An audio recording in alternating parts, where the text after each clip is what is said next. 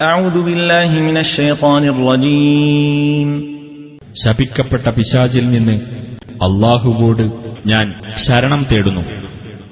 ما كان لنبي أن يكون له أسرى حتى يثخن في الأرض تريدون عرض الدنيا والله يريد الآخرة والله عزيز حكيم.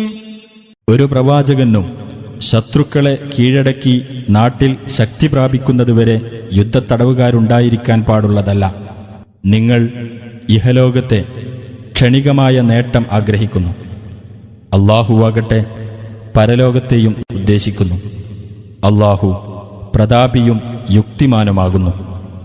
لولا كتاب من الله سبق لمسكم فيما أخذتم عذاب عظيم.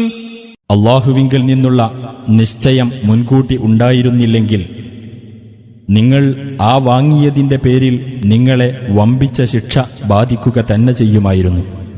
فكلوا مما غنمتم حلالا طيبا واتقوا الله إن الله غفور رحيم.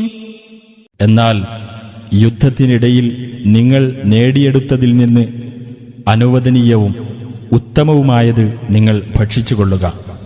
അല്ലാഹുവെ നിങ്ങൾ സൂക്ഷിക്കുകയും ചെയ്യുക.